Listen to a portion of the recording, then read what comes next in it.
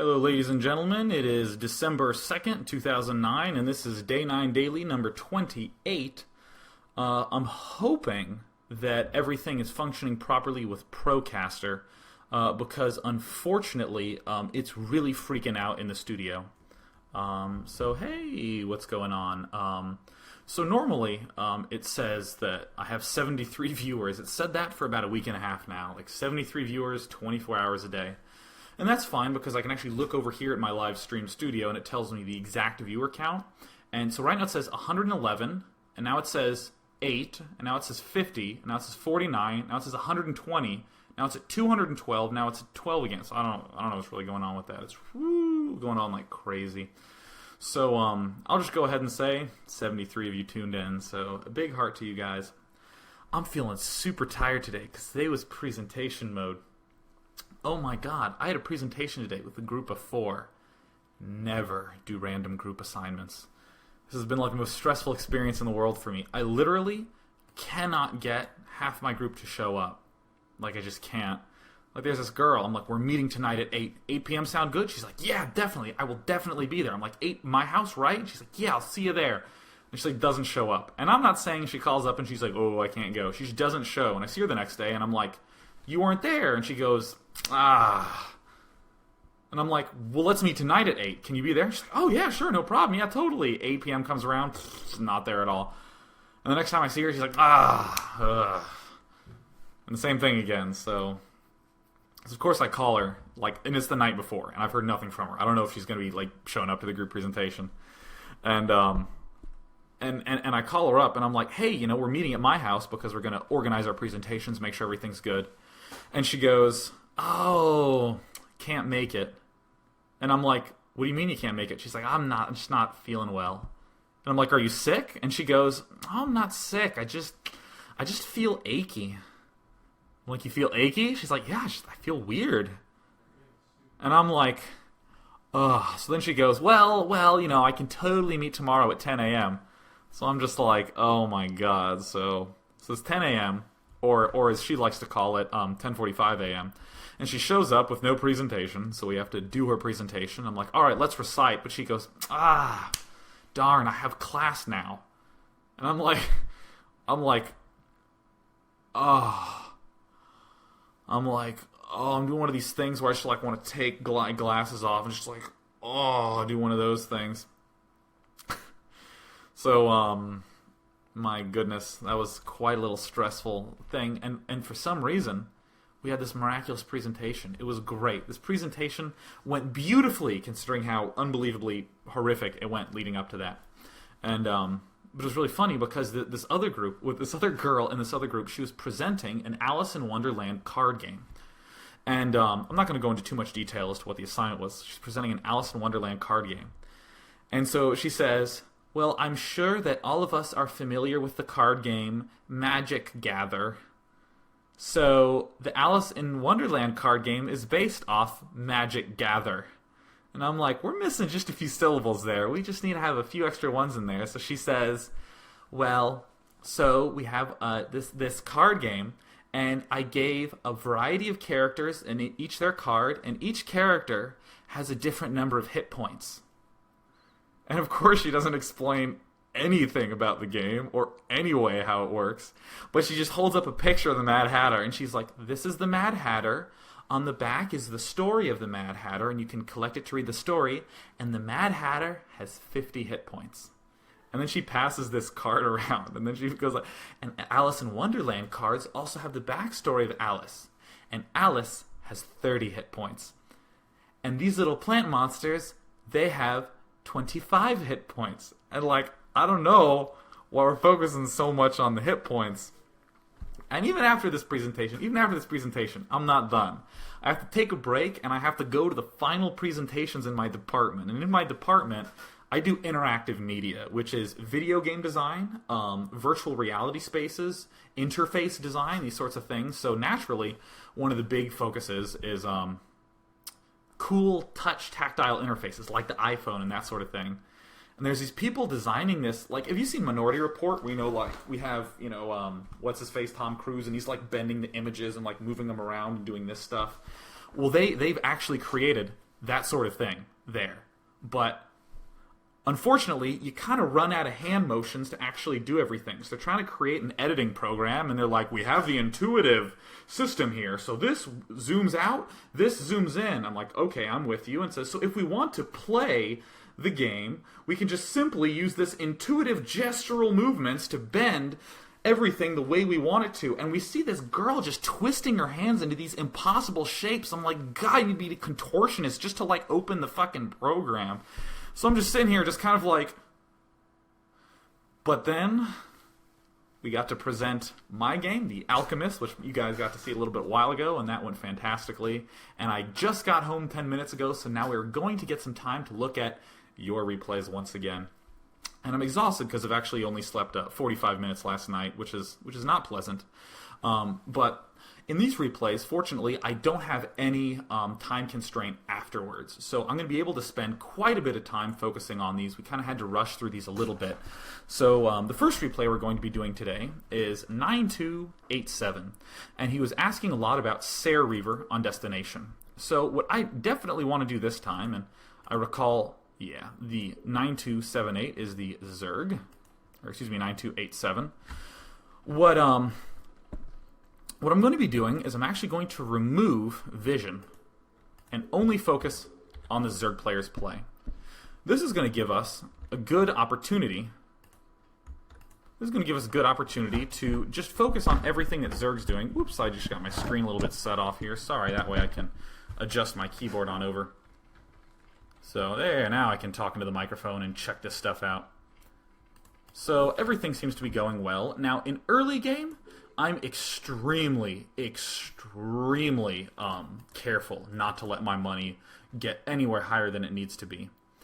We see this Overlord scouting. I prefer to send the Overlord directly north so it goes to the expansion, because then we'll also get to some scout paths. That's why we generally don't see something going for the main base. The main base actually seems a little bit risky. Overpool, perfect.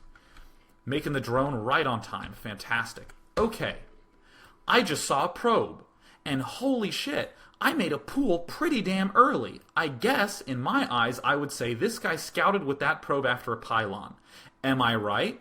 Let's go check. Yes, he did. Exactly what ended up happening. So, when I see a scout timing like this from Protoss, I go, aha, pretty sure I'm up against an early expander. So I could occasionally do something like build an extra drone, or build my expansion without building an extra drone, but then not make any Zerglings immediately. I'm already getting to make decisions based upon seeing a probe. And against an early expander, and see, look at this, fantastic, absolutely wonderful, making 2 sets of Zerglings, but no more. You can actually get away with making just 1 set of Zerglings for 2 Zerglings total. This is fine. Yeah, so we're making on 13, saving up larva. That seems reasonable. And see, here's another reason why I don't like scouting towards the main. Oh my god, am I against a proxy gate, or am I against an early expand? Those are 2 very, very different situations to deal with. And an 8 scout this early is typical of a proxy gate too, therefore, just some things I like to think about. Blocking the ramp, fantastic. We could actually block that with 2 and send them after the probe. But exactly what you want to be doing, the relatively early thing. And by thing, I mean extractor, you know. Oopsie daisies. See that little bit of bumpiness that went on? These probes, or these drones, 2 got sent, then 1 got sent, and then we see 2 guys build. That's one of those situations where you can actually say, wow, I really need to play ultra fast in this situation, not to let those 2 larvae build up there. Also, another thing I'm looking for right now is when that Overlord's coming out. Perfect timing. Fantastic. Absolutely wonderful to see. Great timing. Look at how low this money is. Excellent execution in the early game. Now, briefly note, I'm saying excellent execution in the early game. I mean it sincerely. Fantastic execution in the early game. But there's still things that I saw to work on. There's still things like, oh, let's make 1 set of Zerglings instead of 2. Let's focus on moving our drones around a little bit better early on by playing faster. And by the way, holy crap, my Procaster is going insane. It says that I have just hit 400 viewers and it dropped down to 100. It is all over the radar, so whoopsie frickin' daisies. Here's another thing. So everything's going great on this half of the map. So let's actually just look at the mini-map. So here down, Zerg's doing an unbelievable job of making drones, of getting overlords out in time. Maybe there's a little bit of drones getting stockpiled. See, we have 3 drones built at once. We can avoid that.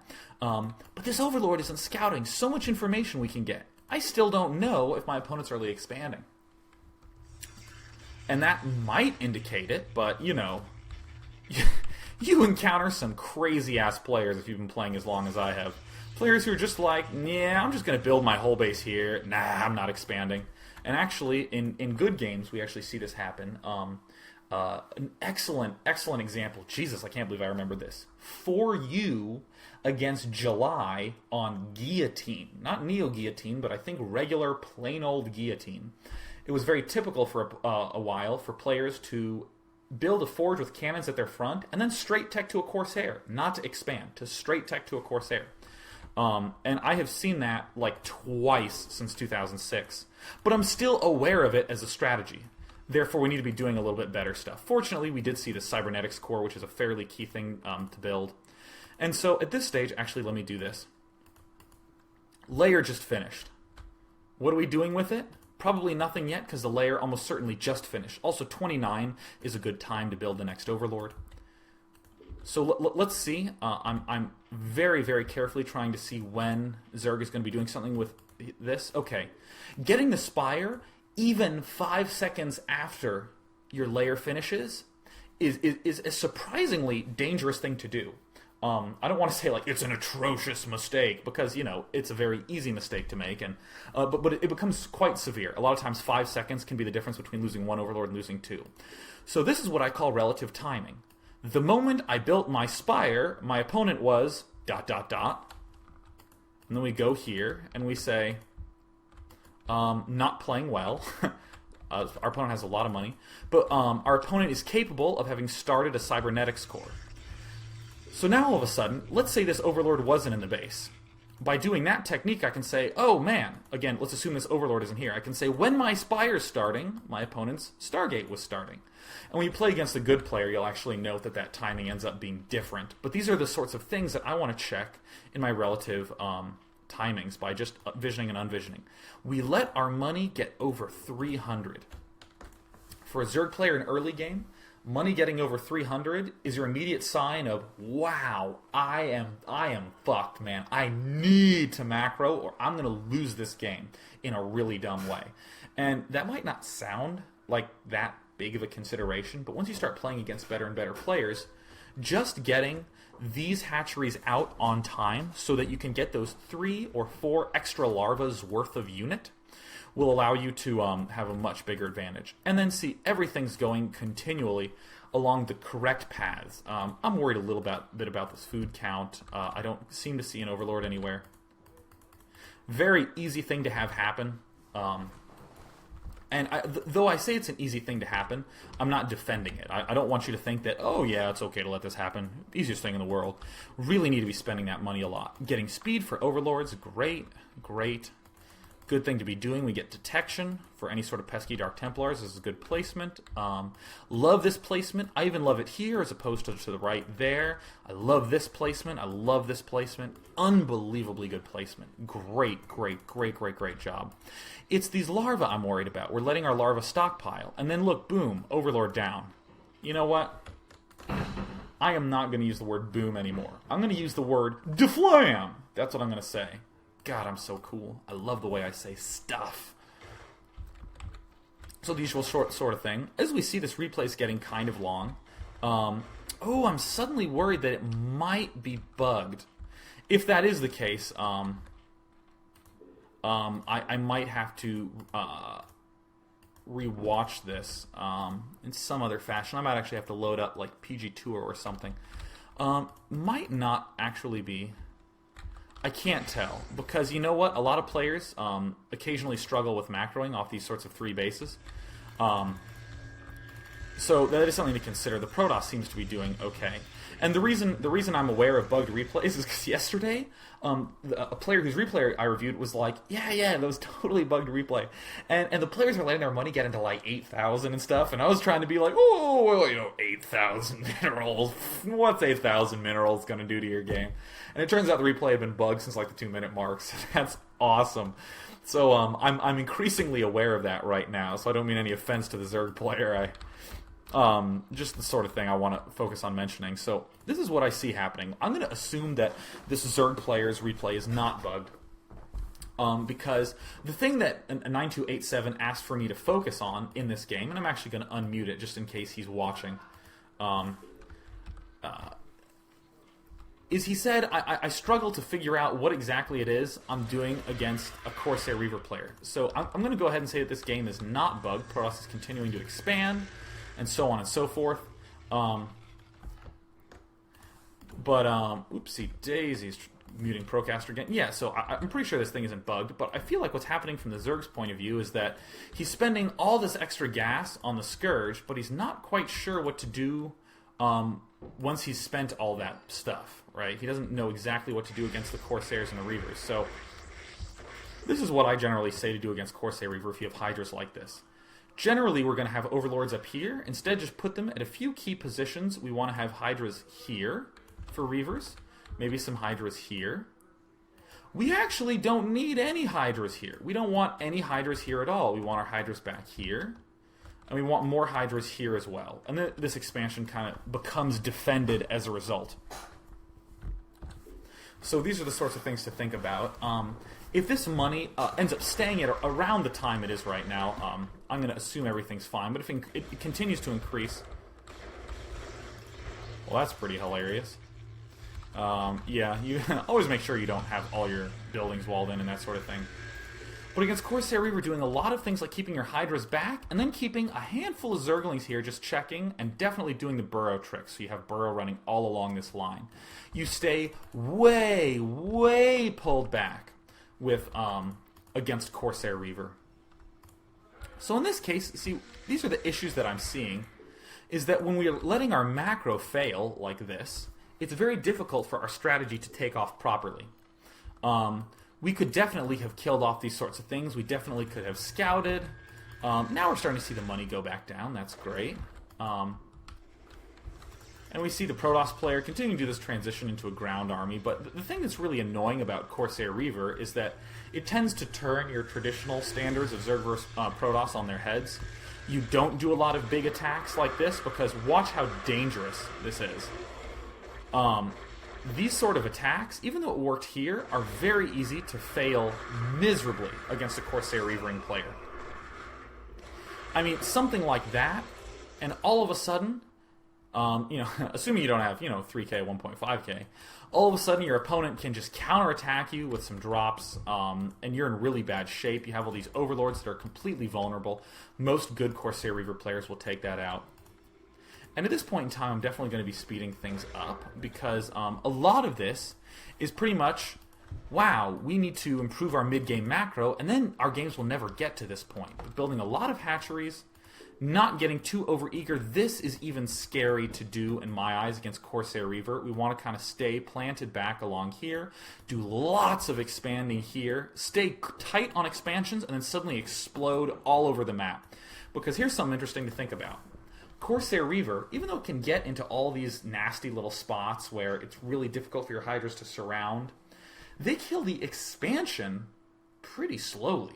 I mean, the Reavers have to shoot at, the sunken colonies that are in the way, and then they have to sit there and they have to shoot at the hatcheries, and so on and so forth, and that's a big pain. Kill it real slow, and if you can just out-expand the rate that you die, you can win. A great example of this is Chocha against Stork in the WCG 2006 qualifiers, 2005 qualifiers. It was on the map Azalea, if you're interested in looking it up, and it's a replay that's available, where Chocha basically expanded like crazy all over the map. We saw Corsair Reaver from Stork, and Chocha ended up winning exactly the way I described. So I am, in fact, going to go through this, because this is exactly what I'm talking about in terms of my own self-analysis, where if I see this sort of situation, where I have 5k minerals, but I'm not yet maxed, I say, oh, fantastic. I know exactly the thing I need to work on. These sorts of drop techniques can be fun to do and can be effective against Corsair Reaver sometimes, but most of the time you just want to be, expanding a lot and playing solidly. All these sorts of drop things can be fun, but you get in situations where you literally don't even need to worry about your opponent having either of these expansions because you just out-macroed him. So I really don't worry about these points. And if you're a player like this who's struggling with this, 7,000-8,000 macro or something like that, don't worry about it.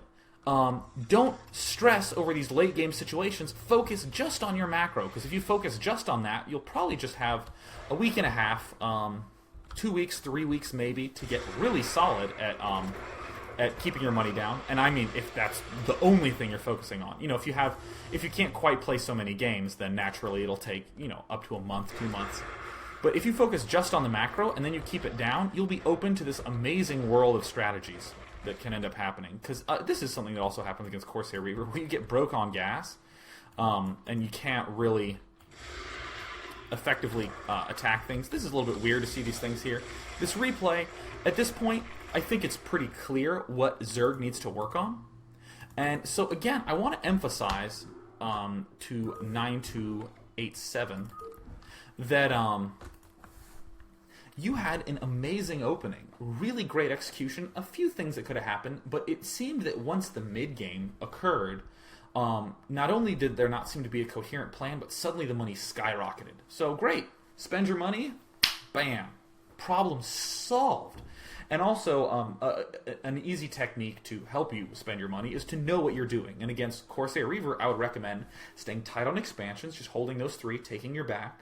And then when you want to take your next expansions, you sort of explode out with this giant Hydralisk army. Stay real back and defensive, and then bam, crush the map. Definitely use Burrow 2. And now that I have said exactly what you need to do, when you're playing next, you don't have to worry about going, what do I want to do, and then doing it, because anytime you're going, what do I need to do, your money's flying up. Not so good. So, uh-oh. Ladies and gentlemen, as it turns out, I have a replay that is too long, so I gotta open up my replays folder yet again. Hello, ladies and gentlemen. It is December 2nd, and we are doing Day 9 Daily number 28, Part 2. Your replays. So, I was playing a little bit of my awesome theme music for when I changed the name of replay files, which is the following. We gotta make it intense. We gotta get stuff down. So you know what? I'm not too sure what caused that, but we're not gonna have that sort of issue anymore. Considering that 73 viewers have been watching since I've been doing this, for the last 2 billion years, apparently it's just been 73 viewers. So don't worry, we're just going to cut right back into the action, which will actually probably make this nice, so, yeah. Oh, fantastic. Alright, let's go ahead and scoot this stuff up a bit. So I'm going to go ahead and mute the chat once again, so that way to prevent any additional lag. And fortunately, I'm having a little close to 500 viewers again, so thanks so much, everyone, for tuning in once again to watch these user replays. So, Hazmat, great. By the way, I love it when the people who submit replays submit with the same name that they have in the game. Okay, so get this. So yesterday, I commented on Red Storm's game, and I thought Red Storm was a Protoss. I was convinced Red Storm was a Protoss. And I'm reviewing your replay. I'm trying to help you. I'm on your side. So naturally, I'm going to vilify the opponent a little bit, just to be humorous, But so Terran made some pretty serious errors, and I'm like, what an idiot! I was like, what kind of placement is this? That guy sucks. And then suddenly I was like, oh my god, I hope Red Storm's not the Terran. And I realized that I've actually been bashing on this person consistently for about 20 minutes. And fortunately, it turned out that he was not the Terran, so I was kind of like, woo! But I emailed him, and I was like, I sincerely hope that I can get some retribution if I did in fact insult the shit out of you. So going right back here, I just wanted to make sure everyone heard that little funny story of Doobie-Doo. So again, doing everything from Terran's point of view, my big question is, why are we scouting on 8? That's the immediate thing I want to ask. if we don't have a solid reason for expanding on 8, we don't have to do it. If you want to do something like a gas steal, this is completely fine. If we want to make sure we get in so we can keep an eye on our opponent, that's also fine. It looked like you were going for the gas steal. If that's part of your plan, completely fine. What are... Dude, this is how tired I am. Hazmat type lag in the game, and I was like, oh my god, it's lagging again? Do I need to restart Procaster again?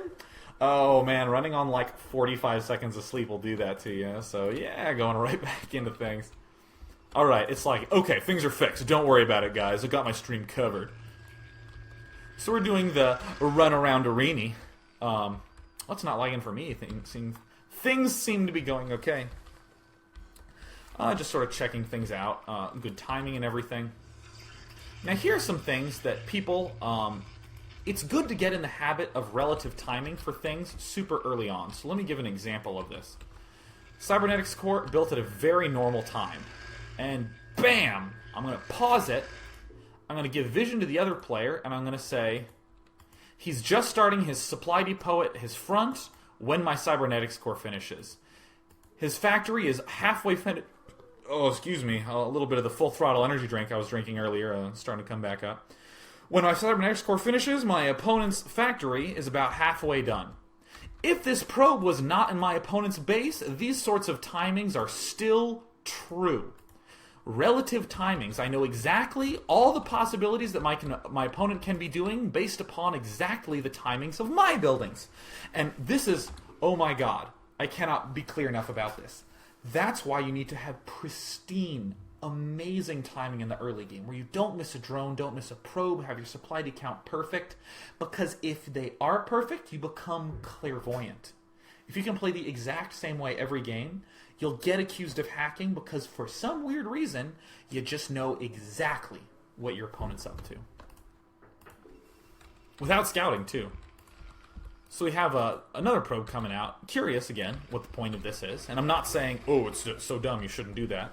I just want to make sure that there's a good reason to do it. You know, doing the proxying is fantastic. Pretty late game, so I'm going to do similar to what I did in the last game, where I watched the first part of it, focusing exclusively on early game timings, focusing on these sorts of things. By the way, love the fact that Range is researching, because one gateway, fast expand, is a very common opening on this map, so the Terran player needs to account for that. As a result, take these Dragoons and put them here. This is what I call potential advantage. We could potentially convince our opponent that we are going for an early expand. And even if we don't convince them that we're going for an early expand, this sort of proxy shuttle should be good anyways. And also, anytime you're doing this proxy strat, it's very easy to get in the habit of, on a ladder, to place it here every time against random opponents. Get in the habit of placing it here once, placing it here once, placing it here once, placing it back here once, or even here once, or even up in these weird regions. Just have a few locations that you bounce between. Unbelievably good timing. Unfortunately not quite making the Dragoon yet, but look at that. That Dragoon finished here right when this gateway finished. Perfect.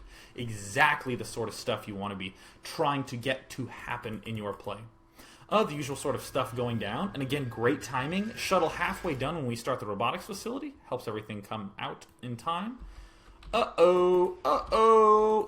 Here's a bump. Pylon not finished when we want our Reaver to start building. Pretty dangerous to be in.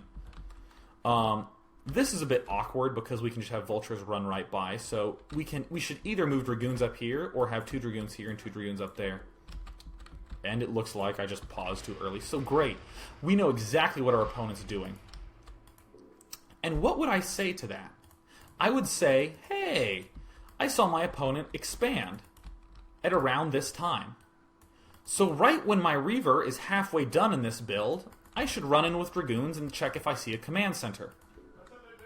Fantastic. I'm starting to establish timings for this build that I personally have never even done before. Great, we're continuing to make pylons. We have an observatory going down in the main. This is smart. A lot of people have the habit of just saying, oh, here's where my robo structures go. And they'll build the observatory here too. Definitely smarter to build it back there. Because at this point, you know, you're not worried about your opponent scouting you. So now we have a tactic coming up. Whoopsie daisies. I would prefer something other than the Reaver. I actually think that when the shuttle comes out, elevatoring units up here and then going for the shuttle harass would be very good. If you're not going to elevator units, I'm not entirely sure what the point of the proxy was. This, I don't like.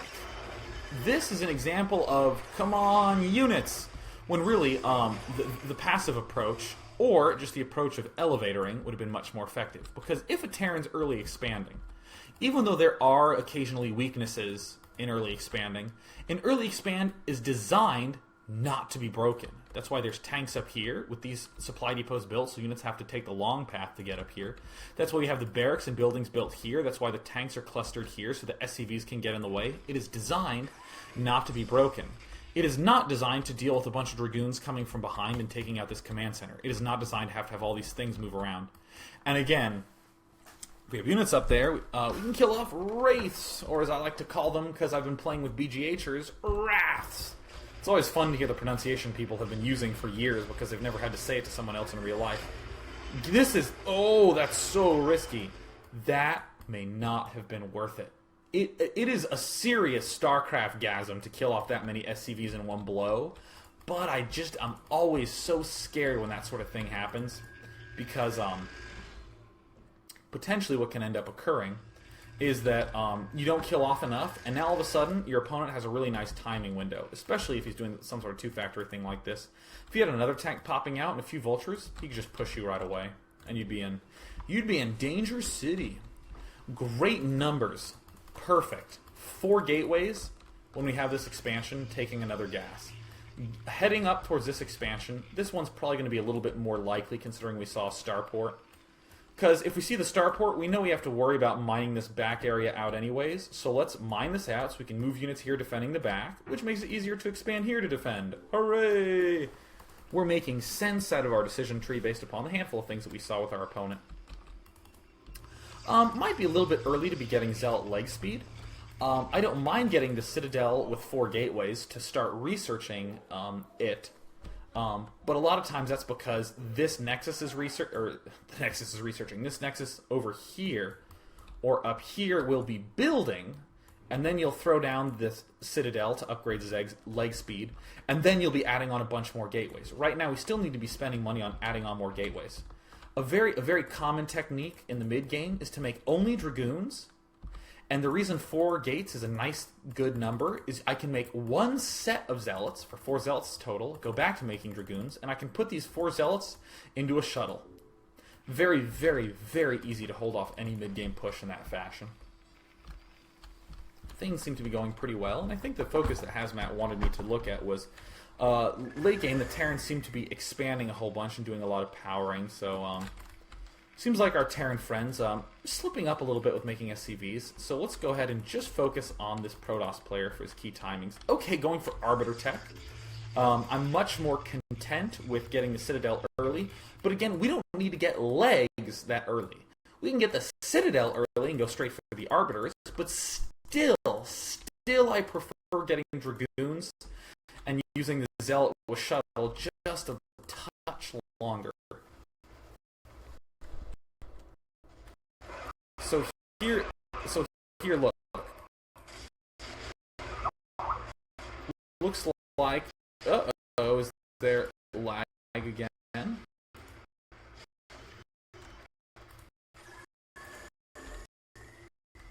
Not quite sure what's... Hello everyone, it is currently December 2nd, 2009, and it's time for a Day 9 Daily, number 28, Part 3. So I think I've mentioned this to some people already in the other casts, but for some reason, the live stream itself, not Procaster, the software I'm using, but Livestream, the actual site, is being really weird with reporting its numbers. So unfortunately, there's been some lag that's been going up and down all the time. So I'm just going to keep on casting. It'll be broken into small portions, but, you know, not the biggest deal in the world. So let's go ahead and continue doing... yeah. going to go ahead and mute the chat. I'm going to go back here. And Hazmat also, fortunately, in that time that I got to restart, we're watching Hazmat's replay. Hazmat asks, Day, I was mass expanding and was wondering how to defend from vultures and tank harass. So that's great. So now I get some real-time input for the sorts of things that Hazmat was thinking about. So Hazmat's expanding here. Fine choice. I'm already thinking that we should focus on maybe building this direction, trying to wall off things from this side, and it's even good sometimes to build a pylon right there, just to make an even narrower area that the vultures have to move through. And here's a real great technique. If we build a pylon here, and we just build 2 pylons here, and of course we're walled up on this side with buildings, so we kind of have this weird funky wall like this. When vultures come up like this, we can run right through the pylons and the vultures can't follow us. Building walling is very, very, very critical whenever you're doing a lot of expanding. Decent macro. This is where it starts to fall apart, when we stay on these numbers too long, with like 4 and so on and so forth. So yeah, right now, in my eyes, when that attack is happening, that is the most crucial period to be adding on gateways. Say to yourself, if I am in a battle, do I need to make more gateways? That is your thought process, not should I be controlling my units properly in the battle? That absolutely unimportant. Nowhere near as important as just making sure you have units when the battle's finished. Because even if you do control those units beautifully, if you don't have any guys, it's going to be tough. So for instance, this push, the reason this push is having success is, one, we didn't have a good pylon wall here, which is easily avoidable. But more importantly, we didn't have enough gateways earlier on. Not now, but earlier on we needed to have built those gateways. Because then we'd have all these units that would have made this push crushed far earlier.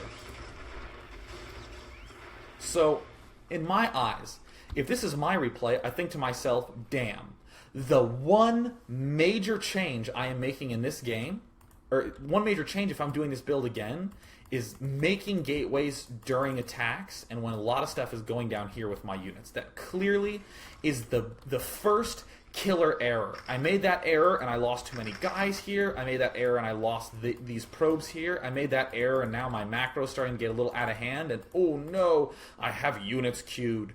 Slow down if you have units queued. You know, it was actually pretty incredible in WCG 2005, in the grand final when I was in Singapore. I got the chance to watch Testy play. Testy, and a lot of people, it's kind of funny, are not familiar with Testy. Testy is, in my opinion, the best Canadian player of all time. And that sounds like a joke, but a lot of really good players have come out of Canada, and I really think Testy has been all around the best. And I don't mean to diminish like Jean Fay or any of these other incredibly, incredibly good players coming out of Canada, but Testy, in my opinion, clearly is very, very impressive.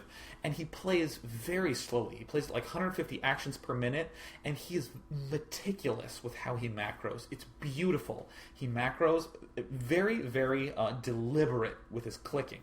And occasionally he'll click and accidentally queue and immediately escape. He's very focused on not queuing, and as a result, he gets an absolutely insane amount of guys, which is the reason he was able to defeat Silent Control, the Korean player, twice in the WCG Grand Final. Very, very, very impressive player, Testy. Also, really, really, really funny guy. So yeah, at this point, I like to do little checks like this, where I say, okay, cool.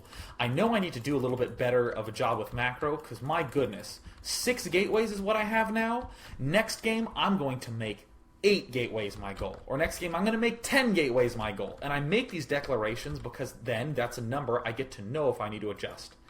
I don't want to do something like, in the next game, say, well, I'll try to make more gateways, and then hope I magically discover what the right number is. No, I'm going to declare the right number and check if I'm right or wrong. So after I've done that, I want to come back down and say, and is my opponent playing poorly? Kind of poorly. We have some money being built up here. So I might say, I am not sure if expanding here right now is going to be effective. I'm not saying expanding right here is shit. Don't do it. But what I'm saying is, I got to be careful when I'm expanding here right now, because there's $2,000 worth of units that I could potentially encounter in another game of StarCraft. So yeah, now I'm starting to see the sort of things that Hazmat was mentioning. These vulture harasses are becoming a real pain in the ass. Just building an extra little wall here, maybe a pylon to just get in the way, and then having a pylon here and 2 pylons there can make running to this top corner very easy. And also another reason why it's very good to expand here early is to kind of set that up. So this robotics facility has been very active throughout time, so big props to you, robotics facility. So the vultures are going to be shooting at it, so hopefully by the time quantum processing is invented in the near future, these vultures will have, like, killed off this robotics facility, seriously. You could, like, base an entire Thanksgiving turkey in the amount of time it takes for vultures to actually kill buildings. But yeah, so we have the usual sorts of things. Wow, man, my Terran opponent's really starting to not macro so well. So all the sorts of decisions I'm making later on in the game as Protoss, I'm starting to go, I'm not so sure if they're good or not. So these are sorts of things I use to kind of tentatively make decisions regarding my late game play. Which is, again, why, if you can smooth out your early game, you're going to accelerate so fast. You're going to accelerate really high up in the rankings, and then you're not going to need to worry about playing against these sorts of players so much. The sort of players that are getting in the way of your learning. So we have a late game Reaver with Shuttle. That's a really interesting choice. Very fun. Love that sort of things, especially on a map like Outsider or like El Nino that has these sort of runaround spots. Oh, Ricola! Oh, just a little recall-a-roo here. I'm not the biggest fan of recalling right here because these center units can come in here. Tactically, I'd prefer to run along these lines and even take some hits right here just because recalling over these supply depots is such a big deal, and having all these units have to make this long path back is also a big deal. In my eyes, as Protoss, I should be erupting with expansions. I should just be this out-of-control Sauron Protoss. Just completely inhaling the entire map, because I have the money to. I even have forges, so I can build cannons. Oh yeah, if you have forges, build a cannon here. Really critical to do that. And even a cannon back here, because drops are going to be coming increasingly dangerous as time goes on. It's easier to defend from drops on destination, but other maps and so. So I'm going to speed things up, because I think that most of the key things that I want to point out from this game, I've already said. See, right now, oh my goodness, we could have so many expansions as Protoss. And the Protoss does have maxed supply. But this should be spent as well. Because you can have, like, 3 more expansions, here, here, and here, and still have the same number of units that you have right now. There's no reason not to do that.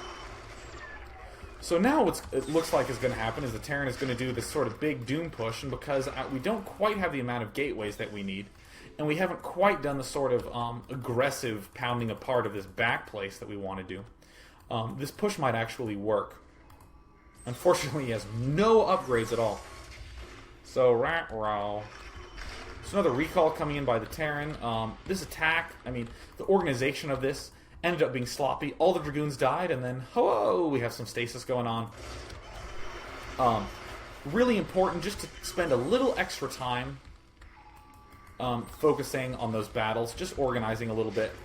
And it seems like I'm saying 2 contradictory statements. It seems like I'm saying, ignore everything, macro. And then it seems like I'm saying, whoa, whoa, whoa, just be patient and do your battles calmly. You want your macro to obviously be as good as possible. That, I think, is the key to learning, is having your macro down. Because you saw how often in these games I'm pausing it and going, and what is the timing in my opponent's base based on what I'm doing? And all those timings become much easier if you can manage your money perfectly. But in addition to that, some players have a little bit of difficulty with organizing battles. They'll panic, and in this case, we have Hazmat recalling in his opponent's base and thinking, oh, well, maybe I can just, hit my opponent's front too, and it's really easy to do the recall in your opponent's base, and suddenly just be like 1A, 2A, 3A, and just try to go out the front. And your arbiters, you're like, oh, go 6, whoa, I just punched my keyboard, and it hurt. It hurt. Oh, my God. My finger. Oh, my God.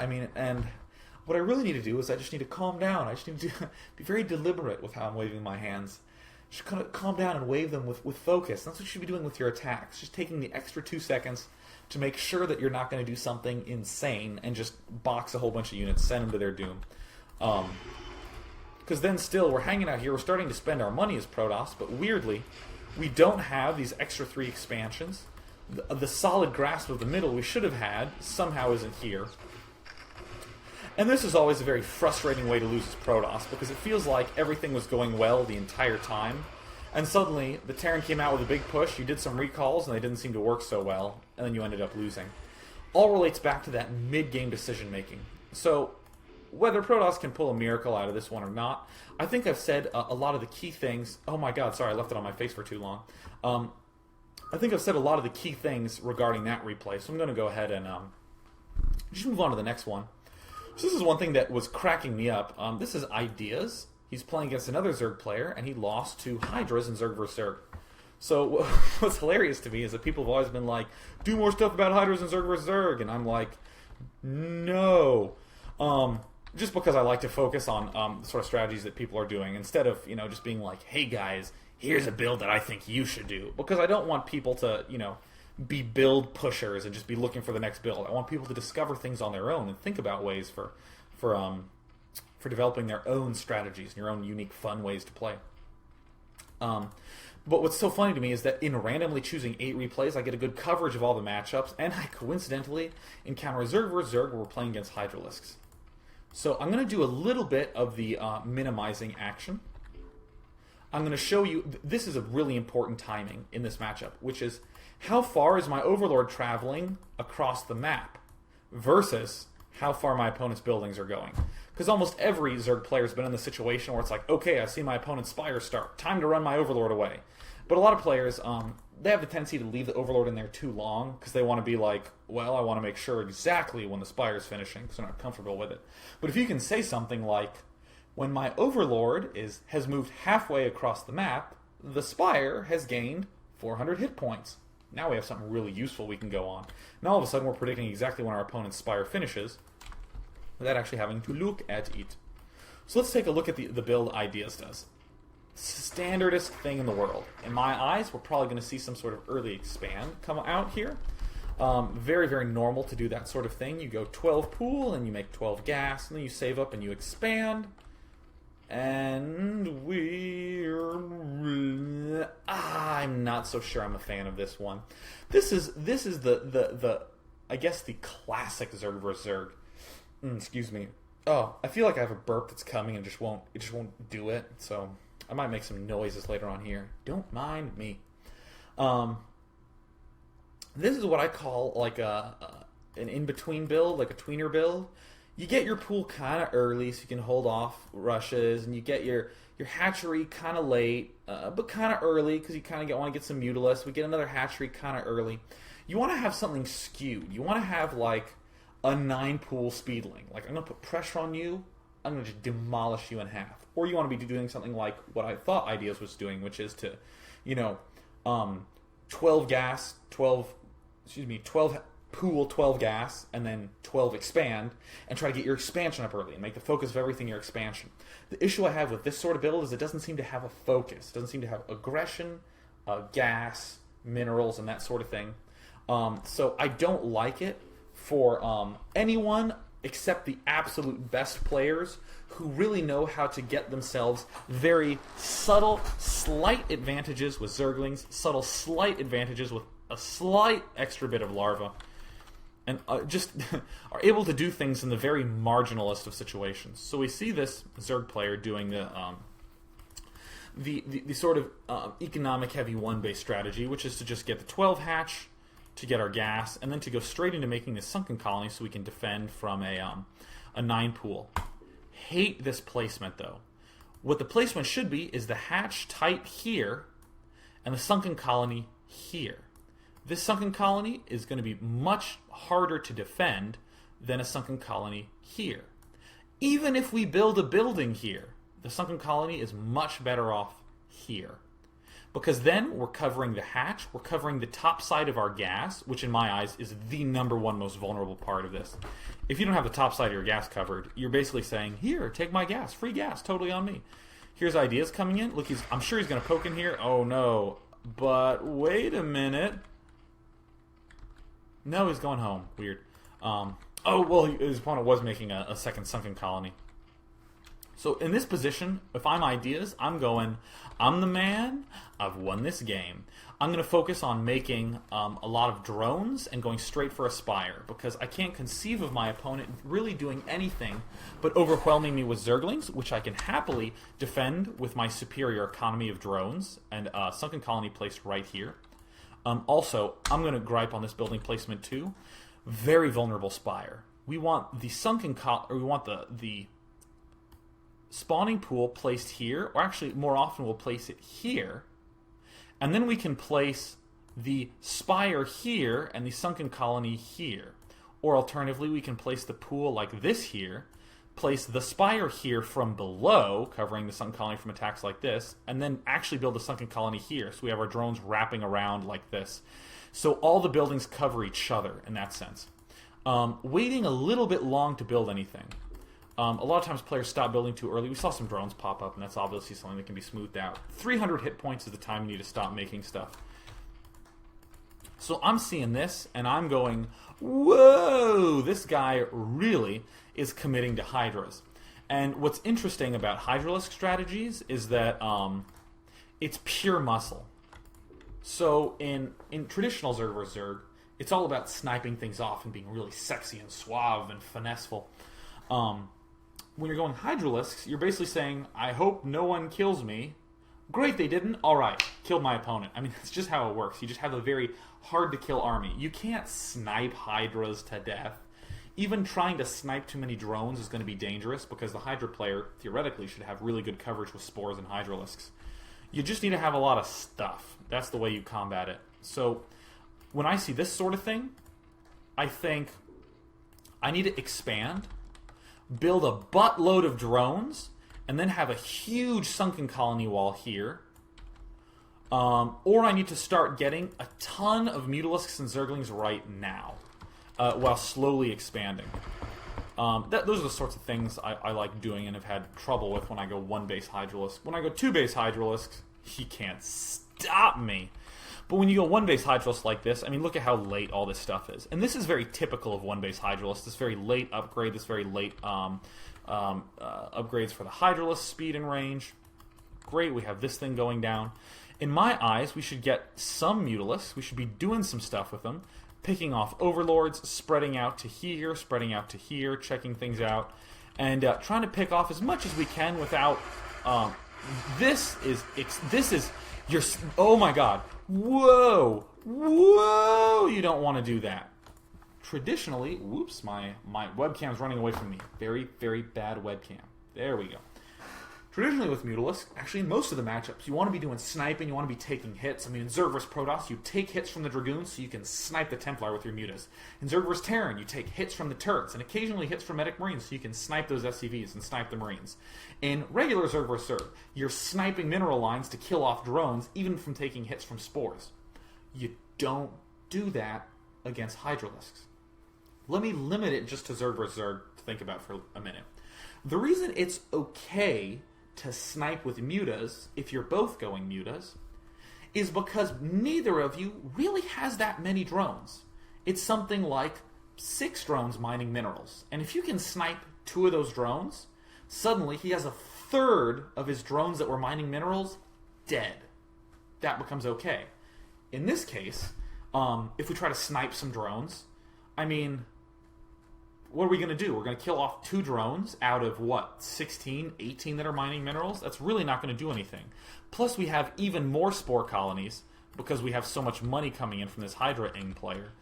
So as a result, the Hydra-ing player is basically getting free Mutalisks with this.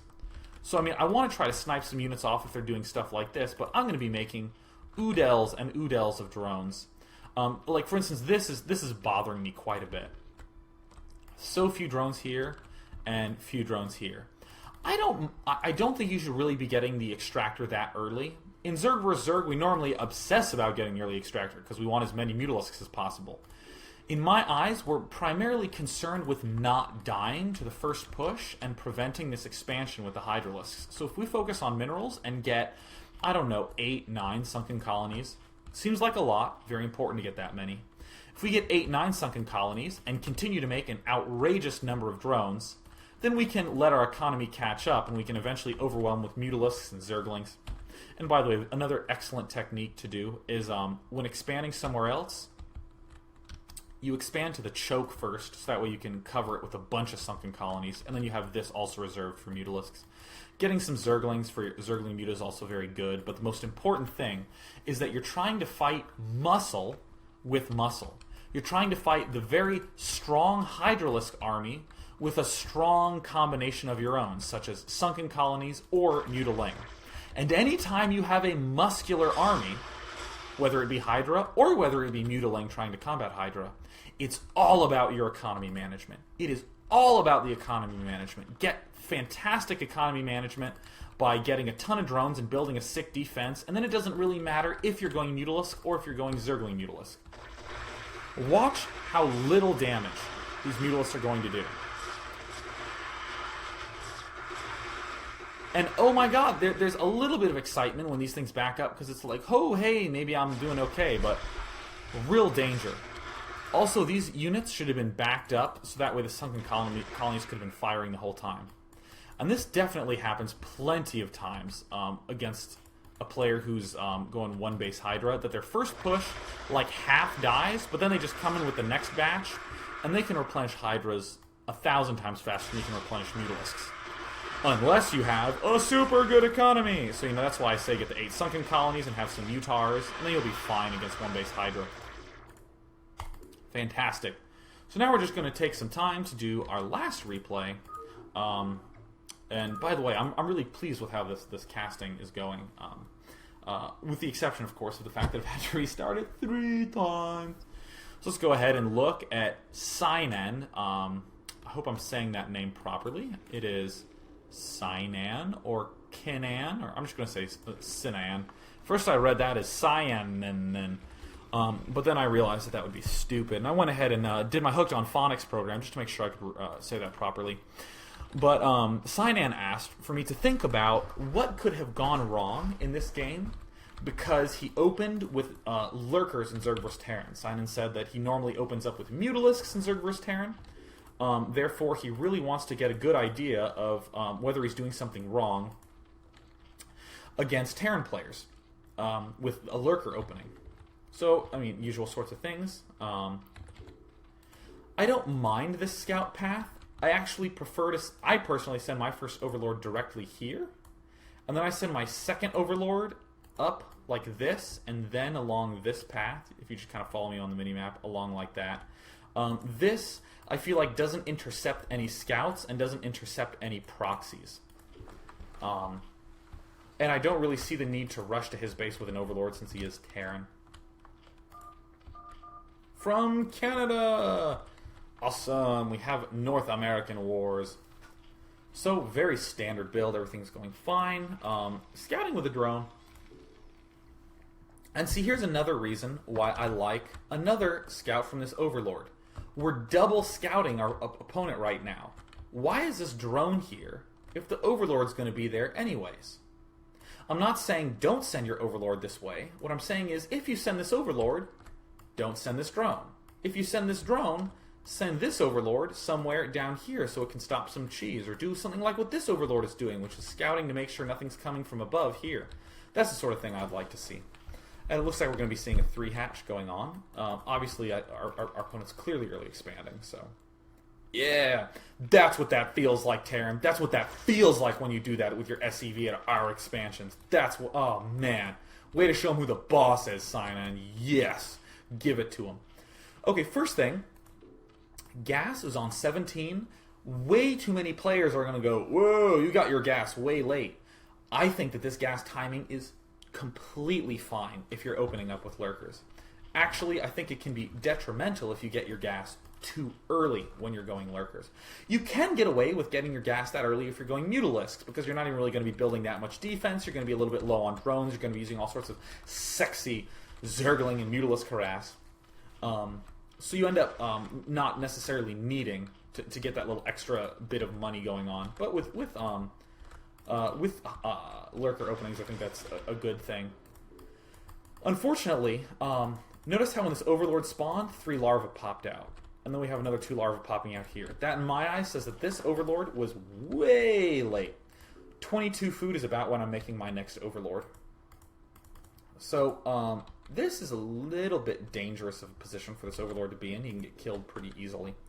I would think about better positions to place that Overlord, such as maybe up here, or maybe even having a scout kind of hang out up here. Not really the best place to slam some Overlords down. And we see the Hydra Den going down. We see the Hydra Den getting canceled. We see the Hydra Den going down. If you build here and you're thinking, crap, I should really build here so that way he can't scam me, just don't cancel. Go with the assumption of, my place should be so good, I'll win even if he's expecting it. So you have the usual sort of scouting with Zerglings. Probably going to want to be making less Zerglings early on with Lurkers. What actually ends up happening is that when you go for Mutaling, you tend to start building up Mutalisks, right when your layer finishes. So you kind of have a low drone count, and then your Mutas pop out, and you do Mutaling as one big thing. With Hydralisks, what ends up happening is you're making a lot of drones, a lot of drones, and then you start making your Lurkers, or you make just up to 8 Zerglings, 6 Zerglings, and then you start making your Lurkers, and as your Lurkers are about to finish, then you start adding on all the Zerglings. Way later in the mid game do you start adding on Zerglings, because what happens is your Hydras still have to take time to morph into those Lurkers. So if you do what I just told you, what'll happen is you'll have about 5 or 6 Lurkers. 6 Lurkers is generally the number you get when you early expand and go Lurkers. You'll have 6 Lurkers, and you'll have 24 to 36 Zerglings. Pretty much every time. And you have a really good economy. If you do this, what we see in this game over here, you run the risk of getting 26 to 36 Zerglings. Maybe you get away with not building as many sunken colonies here, but this gas is delayed and your economy is way delayed. I'm digging the early evolution chamber. You can get away with getting it early, but that's actually a lot more difficult to do. So that's just a sort of thought I'm dishing out there, not necessarily what you should be doing. I'm seeing this evolution chamber out, though, and nothing going on with it. Anytime you get an evolution chamber, it needs to have something researching the instant it finishes, or else literally it is a complete and total waste. It's not like a spawning pool where, I need it for this tech anyways, and I don't really need to get Zerglings, but that is very, very much so. Something I want to emphasize a bunch. And look, we're getting our money stockpiled. Oh no. Easy thing to fix. Big bad impact on our gameplay. I mean, it's going to really, really screw us up. So by the way, this thing has been around for a while and hasn't really done anything. Again, with the numbers, I said 6 is about the number of Lurkers you end up building, but if you get an evolution chamber, that means about 4 is the number of Lurkers you should be expecting to use. So just keep track of all these sorts of things. Very, very good reaction time there. Excellent. I don't like doing these sorts of split-ups. Don't try to do these surrounds unless you're positive that you can kill it with the Zerglings. Really what needs to go on is excellent flanks with Lurkers and Lings, and you really want, all your Lurkers together and all your Lings together. Troop organization is pretty significant, and this is very easy to have happen. Is you get caught up with microing this Lurker Ling, and suddenly your money just spirals out of control. In my eyes, what should have happened is we got this big Lurker Ling army, and when the Medic Marine army was here, our Lurker Ling army was racing up here to crush it while we're expanding down here. So maybe a minute and a half ago, I've started this expansion. I already have this thing going, and I'm thinking of some way to worry about drop. Because you know what? I'm trying to get some good timings for this, but look, there's nothing significant building-wise that's happened, but, we're at 59 food. At this stage in the game, what is our opponent doing? Starport's finished. He has a bunch of gateways, more commonly known as barracks. Barracks are building. We have this engineering bay. But the most significant thing in my eyes is that the starport's coming out. That is why I said, when we expand down here and we're pushing up here, our next step is to think about how am I getting a Spire or Speed Overlords to ring around this area, because I am worried about drops, and the starport, in fact, is building right there.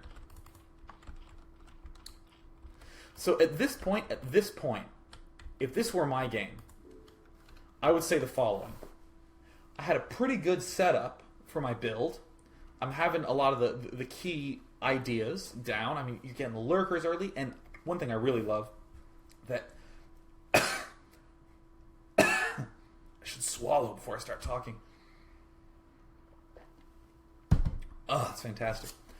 One thing I love that you did in this game is that you got the evolution chamber pretty early. A lot of players tend to get the spire and the den before they do any upgrades, but I do like Hydralisk Den straight into Evo chamber and worrying about spire a little bit later. I really, really like that a lot. But in this game, what I would say is that I should focus on getting this expansion up while I'm pushing up along this lane. So if this were my game, I would probably not be that concerned with all this stuff that's going on now. So here are some tactics that we can do when we're going lurkers, which is great. So really, if I were playing this game, what I would say is I'm going to take my first 6 lurkers and my Zerglings, and I'm heading up here. And my goal is to push at this temple and to push back here. In the meantime, I'm building an extra upgrade at my Evo chamber, getting a few extra Zerglings, but for the most part, I'm going to be adding on just drones and just lurkers. So that way, my big lurker-ling army can work around here, and I have a few lurkers that I can position here to defend my building expansion, and a few lurkers here to defend my building main.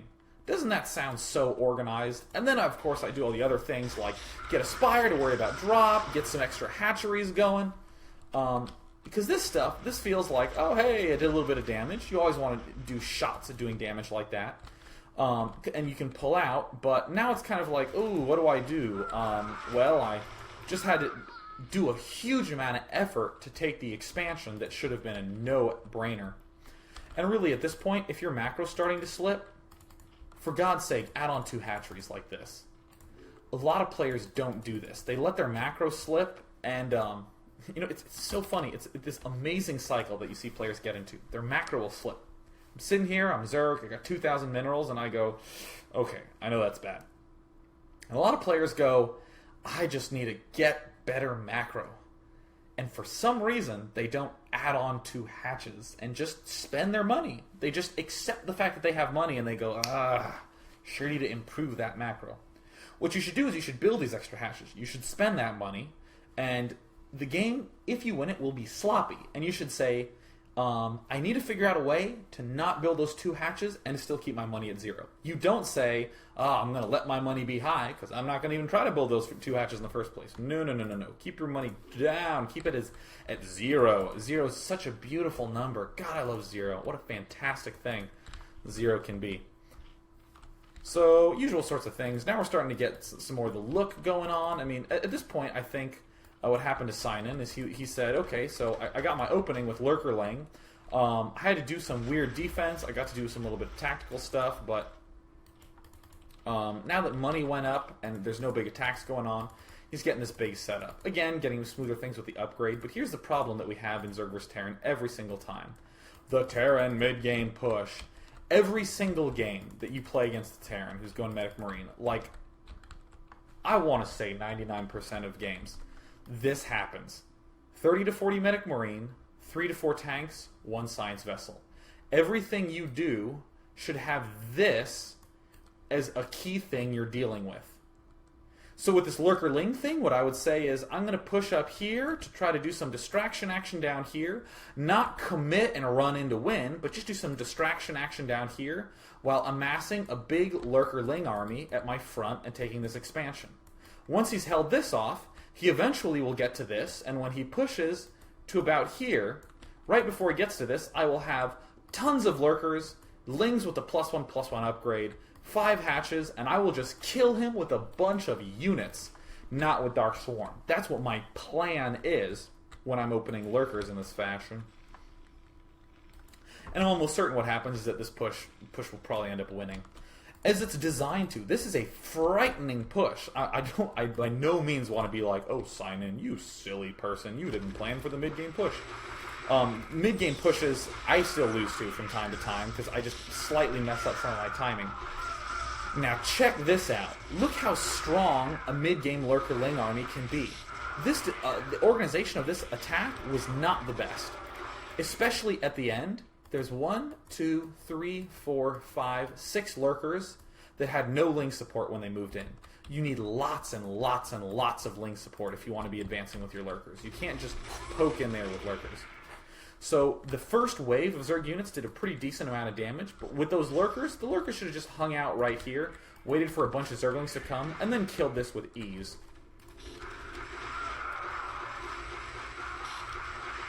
So what's annoying from a Zerg player's point of view, or actually just whenever you do a sort of strategy like this where something goes a little bit wrong in the mid-game, because I mean, look right now.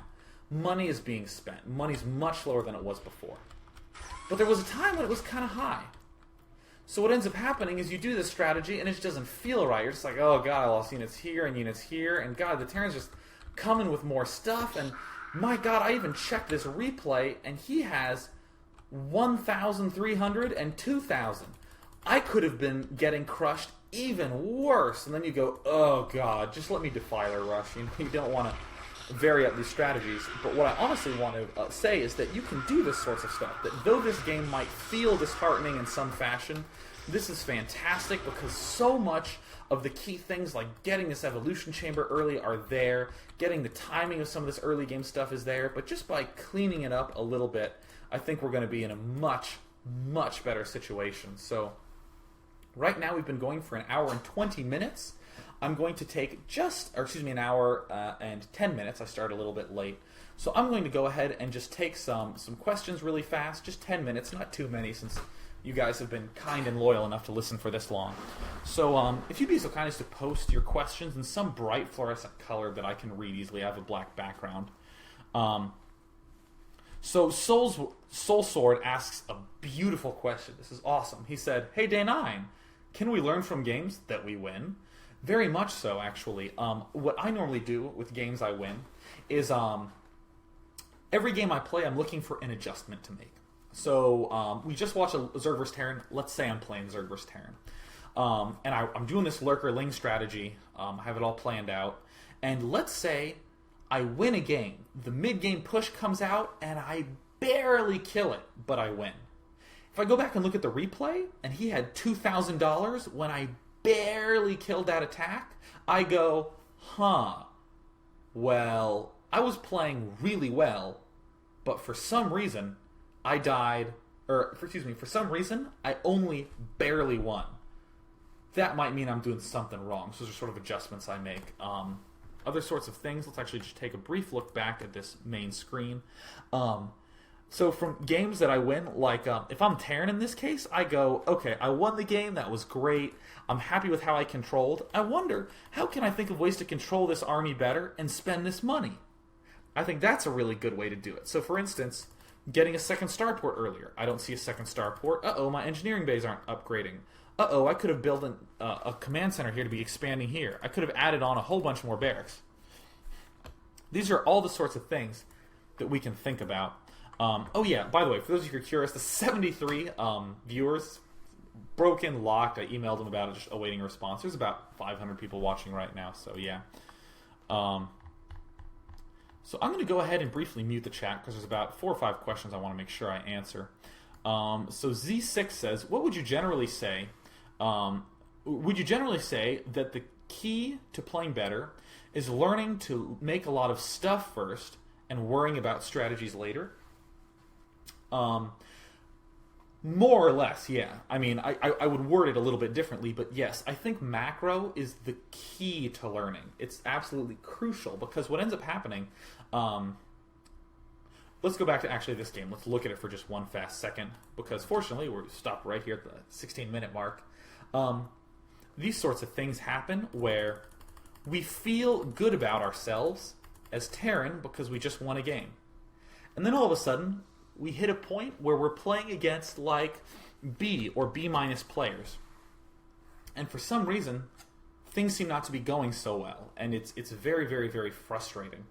And it becomes really difficult to learn to fix everything because you're doing the same strategy. The strategy seems to have worked with so long, and your brain's going, why did this thing that was suddenly working so well miraculously not working? So what I would say, this is actually what I say to a lot of people. Instead of saying, well, ignore strategy, what I would say is pick one strategy, think about it a lot and plan it out, in one matchup, and do a heavy focus on macro. And what ends up happening is when your money's so low, you can start doing these techniques that I was doing in a lot of these early replays. You can do these techniques where you pause it and say, hey, my key building just finished. My Stargate just finished. What did the Terran just finish? And you look and go, my goodness, the Terran's +1 attack upgrade has just finished.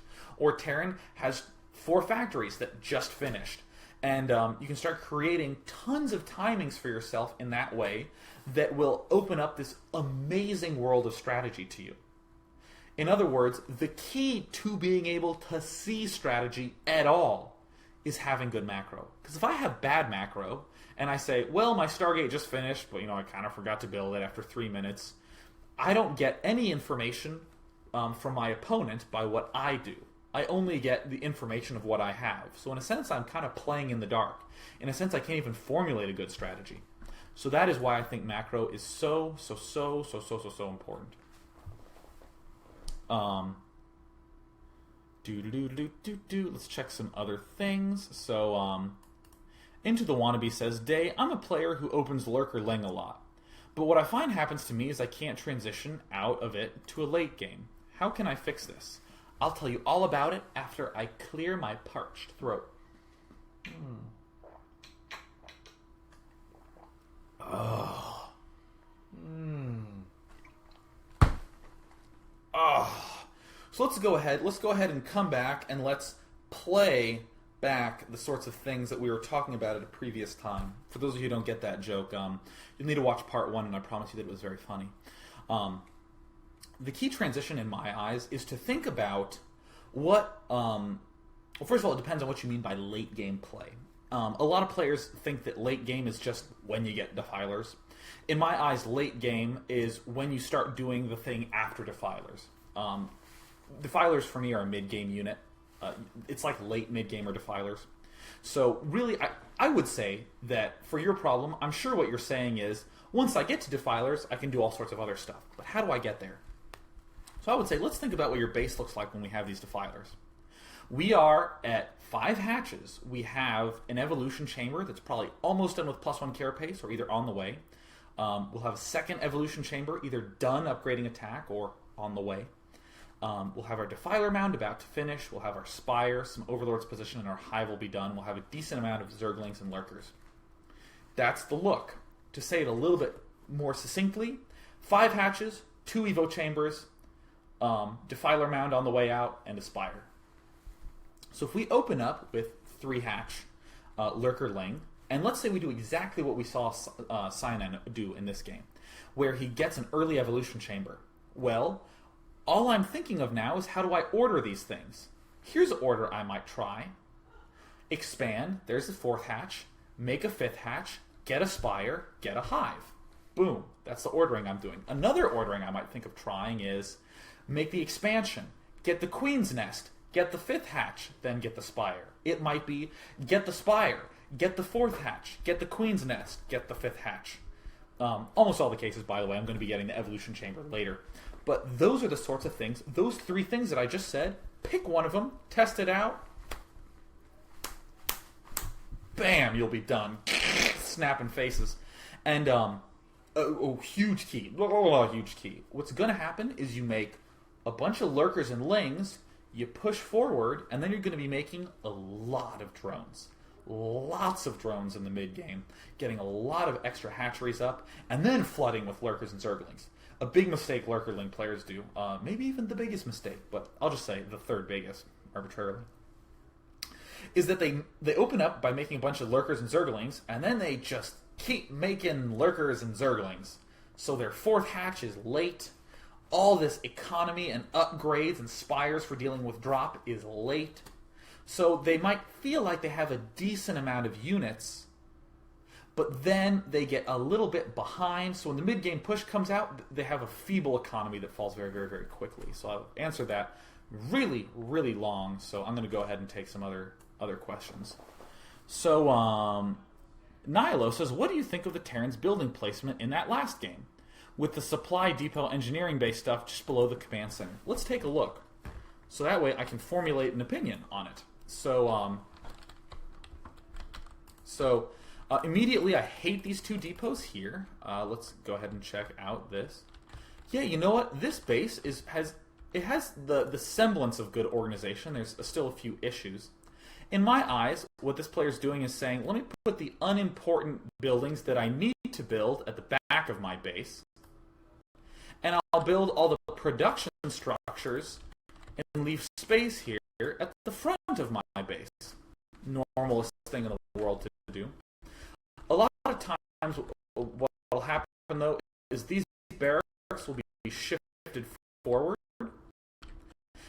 and instead of the supply depots going this way out and then down, they'll actually come this way over and come up, because we want to make sure that we're not too vulnerable along this back edge, especially early on in Mutalisk harass. So I like the idea of this. I mean, we're getting a little bit funky with this sort of placement. I mean, you may as well just place these things neatly together. But I do like this basic theme of units that don't build stuff in the back, units that build stuff in the front. And hence why I hate these supply depots. That seems inconsistent. So I just have time for two more questions.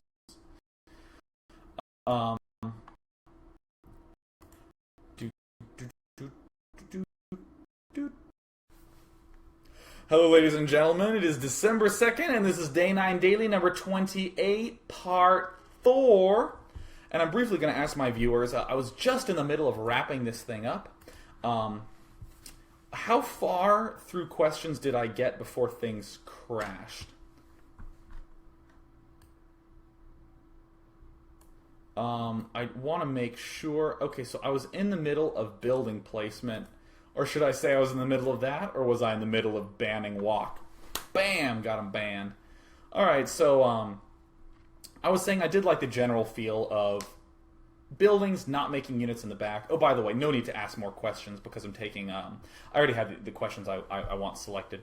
So the question, just regarding the building placement, was I like the theme of buildings that don't produce units in the back and buildings that do produce units in the front.